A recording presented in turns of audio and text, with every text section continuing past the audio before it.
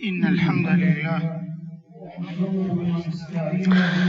بے شک ہر طرح کی تعریف اللہ کے لیے ہے، ہم اس کی تعریف کرتے ہیں، اس سے مدد اور مغفرت چاہتے ہیں، ہم اس بلند ذات کی حمد کرتے ہیں، اس کا شکر بجا لاتے ہیں۔ وہ بہترین قول، عمل اور اخلاق کی رہنمائی کرنے والا ہے، وہ پاک ذات تابناک اخلاق عطا کرنے والی اور ادب و ذوق سے نوازنے والی ہے۔ اے میرے پروردگار، تیرے لیے نہ ختم ہونے والی پہ ہم حمد ہے، تو میرا کتنا برحق و زیبا معبود ہے۔ تیرے لیے وہ حمد ہے جسے ہم تیری بارگاہ میں نت نئی لطف و بشارت پانے کے لیے وسیلہ بناتے ہیں۔ میں گواہی دیتا ہوں کہ ایک اللہ کے سوا کوئی معبود برحق نہیں، اس کا کوئی شریک نہیں۔ اس نے ہمیں بلند ترین احکام و اقدار سے مختص فرمایا، اور میں گواہی دیتا ہوں کہ ہمارے نبی اور سردار محمد اللہ کے بندے اور رسول ہیں، جو کامل ترین اخلاق کے مالک ہیں۔ اللہ درود السلام اور برکت نازل فرمائے آپ پر، فضیلت و رفعت والے آپ کے اہل خانہ پر، نجابت و اخلاق والے آپ کے صحابہ پر، تابعین پر اور لوگوں پر جو ان کا اچھی طرح اتباع کریں جب تک روشنی تاریک کو مٹاتی رہے اور تا قیامت بہت زیادہ سلامتی نازل فرمائے۔ اما بعد، اے اللہ کے بندو، اللہ کا تقوی اختیار کریں۔ تقوی کی بدولت آپ عزت و غلبہ کی بلندی تک پہنچیں گے اور امت اپنا سفر لائق تعریف پائے گی۔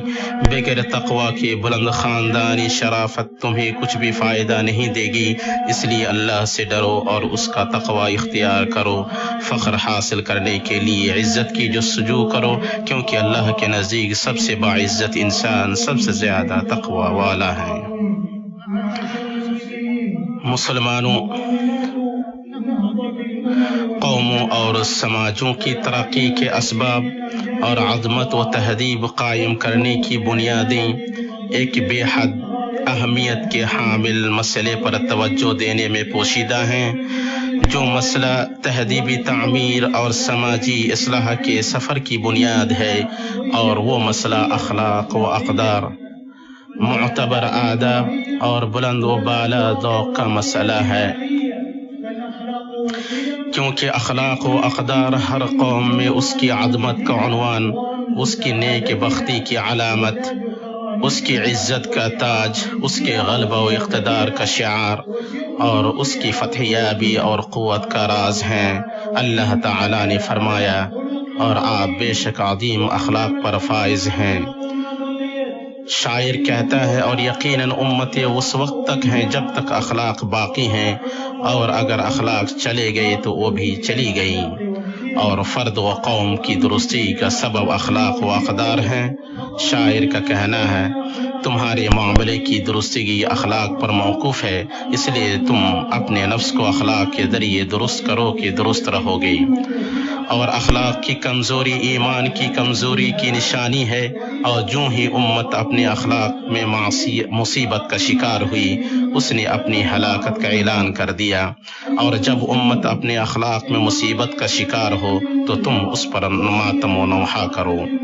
مسلمانوں، روشن اقدار اور پرکشش شاندار اخلاق کا مسئلہ، جو انسان کو اس کے طیش و غرور سے آزاد کر کے حق اور اس کے نور کے دائرے میں لے آیا، اور اس کی جہالت اور برائیوں کی قیدوں سے نکال کر اس کی پاکیزگی اور خوشی کی طرف لے آیا ہے، وہ یقیناً اس بات کے لائق ہے کہ اس کی یاد دہانی کرائی جائے، اس پر توجہ دی جائے، اس کا اہتمام کیا جائے اور اس کی حفاظت کی جائے۔ اور آپ کے شریف علم سے کہاں مخفی ہے کہ اقدار و فضائل کا گہوارہ اور بلند اصولوں اور اخلاق کی دلکش آغوش تنہا اسلام ہی ہے، اس کے علاوہ کوئی مذہب نہیں۔ اللہ تعالیٰ نے فرمایا، آپ کہہ دیجئے کہ مجھ کو میرے رب نے ایک سیدھا راستہ بتا دیا ہے کہ وہ ایک دین مستحکم ہے، جو طریقہ ہے ابراہیم کا، جو اللہ کی طرف یکسو تھی اور وہ شرک کرنے والوں میں سے نہ تھی۔ لہذا مکارم اخلاق، اچھے آداب اور بلند اقدار ان بلند ترین اور شریف ترین چیزوں میں سے ہیں جن کی اسلام نے دعوت دی ہے، کیونکہ اسلام کو ایک ایسے منفرد اخلاقی نظام کا امتیاز حاصل ہے جہاں تک کوئی انسانی نظام نہ پہنچ سکا ہے اور نہ کبھی پہنچ سکتا ہے۔ اور اسلام اس کی وجہ سے تمام انسانی نظاموں پر سبقت لے گیا ہے۔ یہ اس لیے کہ اس دین میں اخلاقی روح صاف ستھرے عقیدے کے گوہر سے ماخوذ ہے، اور اسلام میں اخلاق کی عظمت و منزلت یہاں تک پہنچی ہوئی ہے کہ رسول اللہ صلی اللہ علیہ وسلم نے اپنی بعثت کی مہم، اپنی دعوت کا مقصد اس عظیم جامع معنی کلمے میں محصور کر دیا: میں یقیناً مکارم اخلاق کو پورا کرنے کے لیے بھیجا گیا ہوں۔ اسے امام احمد نے اپنے مسند میں روایت کیا ہے۔ مجھے مکارم اخلاق ویسے ہی خوش کرتے ہیں جیسے تارک وطن واپسی اور ملاقات سے خوش ہوتا ہے۔ اور لوگ ہیں کہ اس کے حصے میں مال ہے تو اس کے حصے میں علم، تو اس کے حصے میں مکارم اخلاق۔ مومنوں کی جماعت، آداب و اقدار اس امت کے سلف کی اولین جماعت کی سیرت کی نمایاں نشانی رہے ہیں۔ انہوں نے ان پر قول، عمل اور رویے میں توجہ دی ہے، بلکہ نبی صلی اللہ علیہ وسلم بچوں کو تہذیب سکھلاتے جب وہ کسی ایسے تصرف کا ارتکاب کرتے جو ذوق و ادب کے منافی ہو۔ صحیحین میں عمر بن ابی سلمہ سے روایت ہے، وہ کہتے ہیں میں رسول اللہ صلی اللہ علیہ وسلم کی گود میں ایک بچہ تھا اور میرا ہاتھ تھالی میں بھٹک رہا تھا، تو رسول اللہ صلی اللہ علیہ وسلم نے مجھ سے فرمایا: اے بچی، اللہ کا نام لو، اپنے دائیں ہاتھ سے کھاؤ اور وہاں سے کھاؤ جو تم سے قریب ہو۔ پھر اس کے بعد میرا یہی کھانے کا طریقہ رہا۔ یہ اخلاق جب انہیں مکارم کے پانی سے سیراب کیے جائیں تو نباتات کی طرح اگتے ہیں۔ عبداللہ بن عباس رضی اللہ تعالی عنہما کہتے ہیں کہ لوگ علم سے پہلے ادب سیکھتے تھے، اور عبداللہ بن مبارک رحمہ اللہ نے کہا ہم بہت سے علم کی بنسبت تھوڑے سے ادب کے زیادہ محتاج ہیں۔ یہ ان کا وطیرہ اور طریقہ تھا، اسی لیے وہ بلند ادب، بلند ذوق اور فراواں علم سے سرفراز ہوئی، اور پھر وہ لوگوں میں سب سے اچھے اخلاق، سب سے بلند ذوق، سب سے زیادہ عطیہ والی اور عیدہ رسانی سے سب سے زیادہ دور رہنے والی تھی۔ حسن بصری رحمہ اللہ کہتے ہیں حسن خلق خندہ پیشانی، عطیہ دینے اور اذیت روکنے کا نام ہے۔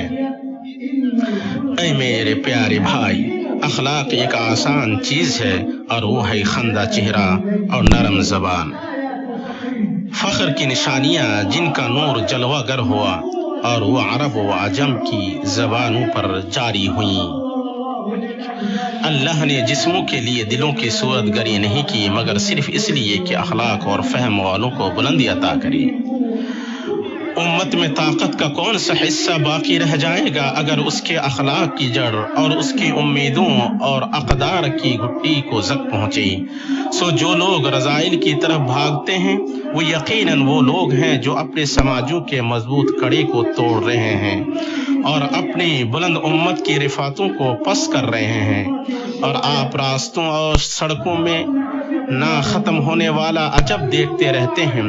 اس وقت ذوق عام کا کہاں خیال رکھا جاتا ہے جب آپ کچھ لوگوں کو دیکھتے ہیں کہ وہ بغیر شرم و حیا کے برے الفاظ زبان سے نکالتے ہیں اور برملا ایسی باتیں کرتے ہیں جو کانوں سے ٹکراتی ہیں اور جن کے سماع سے جمادات و حیوانات بھی شرما جائیں۔ اس سب کی اصل اخلاق سے لاپرواہی، ذوق عام کو نظر انداز کرنا اور ایمان کی کمزوری ہے۔ اللہ تعالیٰ نے فرمایا برائی کے ساتھ آواز بلند کرنے کو اللہ تعالیٰ پسند نہیں فرماتا مگر مظلوم کو اجازت ہے، اور اللہ تعالیٰ خوب سنتا جانتا ہے۔ اور لوگوں میں ایک قسم ان لوگوں کی ہے جو اپنی پوشاکوں اور مصلیوں کی خوشبو ختم کرنے والی موبائل رنگ ٹون کے حوالے سے مسجدوں اور بیڈ روم میں فرق نہیں کرتے ہیں۔ آپ انہیں دیکھیں گے کہ وہ محفلوں میں پہلی صف میں بیٹھ کر ڈھٹائی کے ساتھ بغیر کسی روح رعایت کی اور جرأت مندی کے ساتھ بغیر کسی مروت کی ایسی باتیں بگھارتے ہیں جو نہیں جانتے اور ایسی چیزوں میں گفتگو کرتے ہیں جنہیں وہ اچھی طرح نہیں سمجھتے۔ ہم ذوق کی گراوٹ اور نازیبا اعمال سے اللہ کی پناہ لیتے ہیں۔ کچھ دوسرے لوگ ہیں جن کا کام زیادہ خطرناک اور سنگین ہے، وہ الٹی چال چلتے ہیں اور راستے میں سیلاب کی طرح گھس جاتے ہیں۔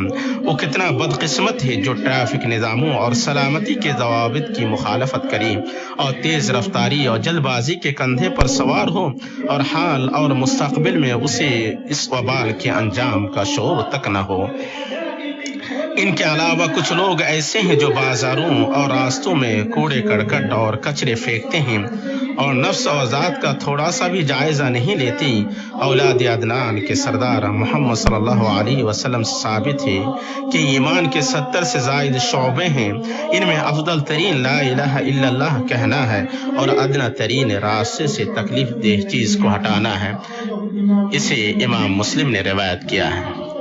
پتہ چلا کہ راستے کی صفائی کو باقی رکھنا ایمان کے شعبہ جات اور نیکی اور احسان کے دلائل میں سے ہے، بلکہ یہ تو بدلہ دینے والے بادشاہ کا حکم ہے اور ہماری شریعت میں جو دلائل و براہین بھرے پڑے ہیں وہ ہمارے لیے کافی ہیں۔ اللہ عز و جل نے فرمایا اور زمین میں فساد نہ کرتے پھرو، اور اللہ سبحانہ نے فرمایا اور دنیا میں اس کے بعد کہ اس کی درستی کر دی گئی ہے فساد مت پھیلاؤ۔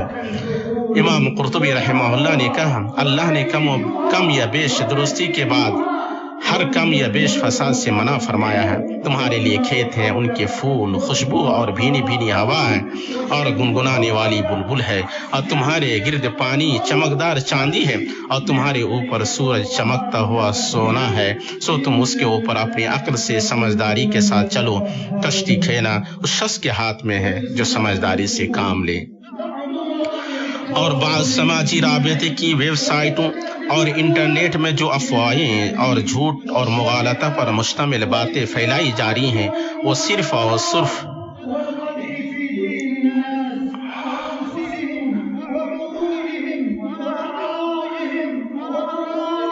اور لوگوں کی عزتوں پر کیچڑ اچھالنا، یہ سب کے سب صرف اور صرف سیاہ چہرہ اور تاریک تصویر ہیں جو شاذ عقل اور سمجھ والوں کے بگڑے ذوق کی عکاسی کرتی ہیں۔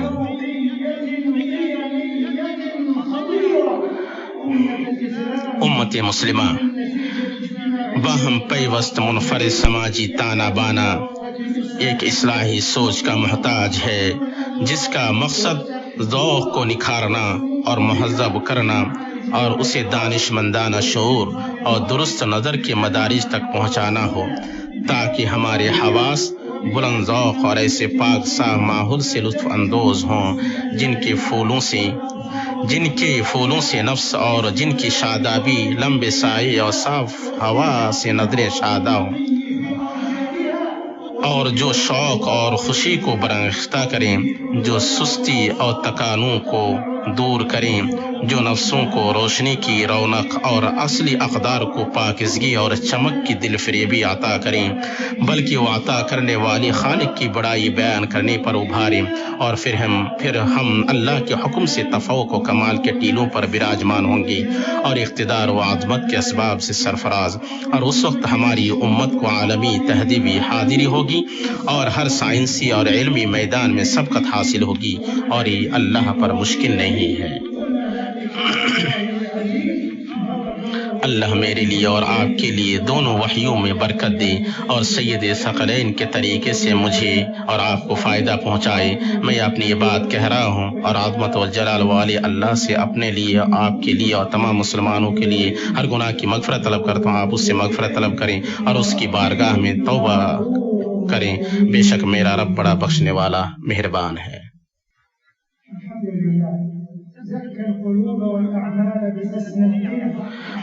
تمام تعریف اللہ کے لیے ہے جس نے روشن ترین اقدار کے ذریعے دلوں اور اعمال کو پاک کیا۔ میں اللہ سبحانہ کا اس کے مسلسل کامل ترین انعام پر شکر بجا لاتا ہوں، اور میں گواہی دیتا ہوں کہ ایک اللہ کے سوا کوئی معبود برحق نہیں، اس کا کوئی شریک نہیں، اور میں گواہی دیتا ہوں کہ ہمارے نبی محمد اللہ کے بندے اور رسول ہیں۔ میرے رب کا پاک درود نازل ہو آپ پر، آپ کی آل اور صحابہ پر، اور ان لوگوں پر جو ان کا اچھی طرح اتباع کریں، اور بہت زیادہ سلامتی نازل فرمائے۔ اما بعد، اللہ کے بندو، اللہ کا تقوی اختیار کریں اور آپ سب اچھے اخلاق و اقدار کی کڑوں کو مضبوط سے پکڑ لیں، کامیابی اور وسیع ترین عظمت حاصل کریں گے۔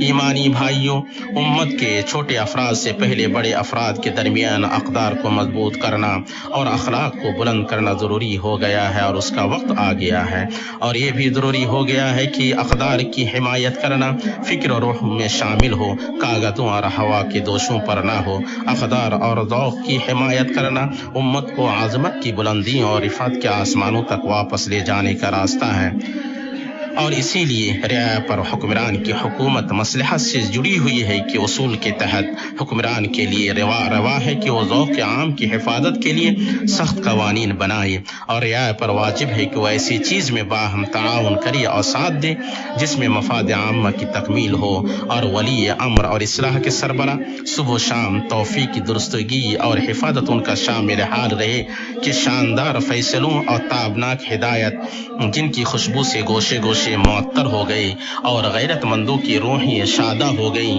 ویسے ذوق عام کا قانون صادر کرنا ہے تاکہ معاشرے کے اقدار و عادات کا تحفظ ہو، لوگوں کی خصوصیات کی رعایت ہو، اور ہر اس شخص کو سزا دی جائے جو ایسی بات کہے اور ایسا کام کرے جو دوسروں کو نقصان پہنچائے یا تکلیف دے۔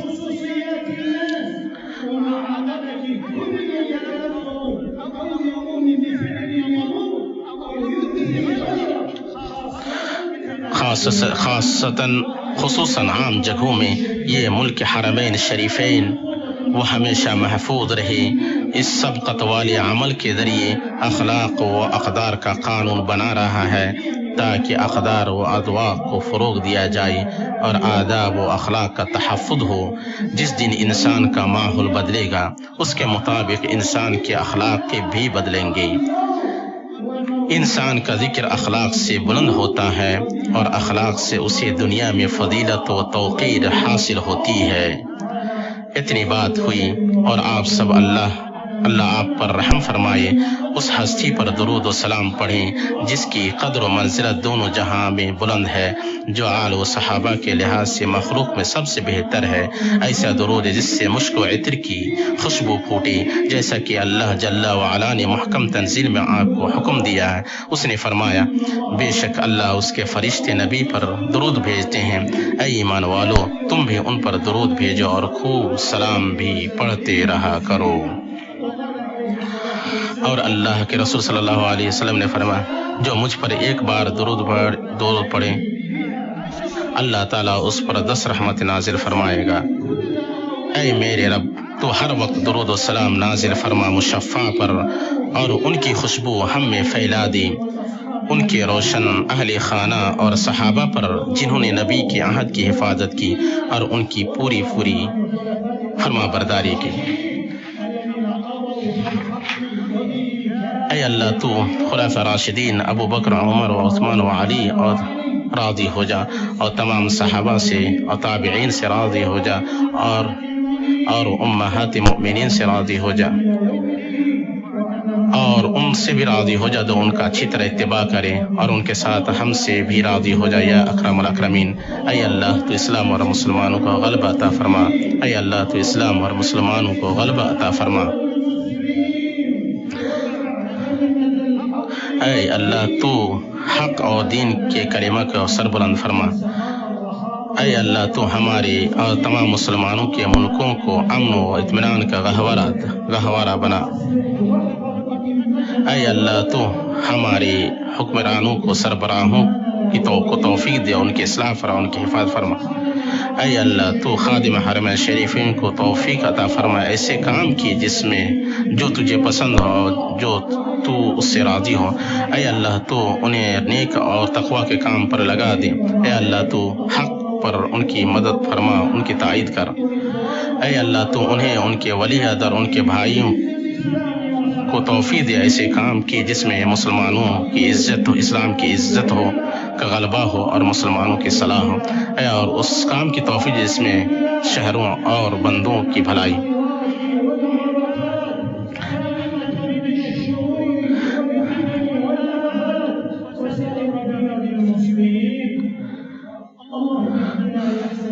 اے اللہ تو ہمیں اچھے اخلاق کی رہنمائی فرما، اچھے اخلاق کی طرف تیرے سوا کوئی رہنمائی نہیں کر سکتا۔ اے اللہ تو ہمیں برے اخلاق کو ہم سے پھیر دے، ہم سے برے اخلاق کو تیرے سوا کوئی نہیں پھیر سکتا۔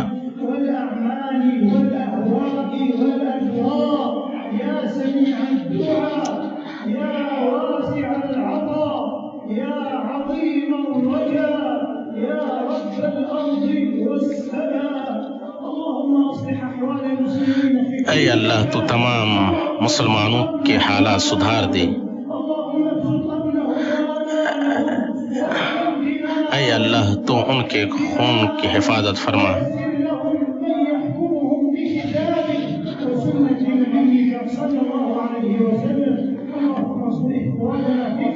اے اللہ تو فلسطین میں ہماری بھائیوں کی مدد فرما۔ اے اللہ تو مسجد اقصی کو، اے اللہ تو مسجد اقصی کو بچا لے۔ اے اللہ تو اسے قیامت تک بلند و بالا اور معزز بنا کے رکھ۔ اے اللہ تو ہمارے عراق میں جو بھائی ہیں ان کے لیے تو ہو جا۔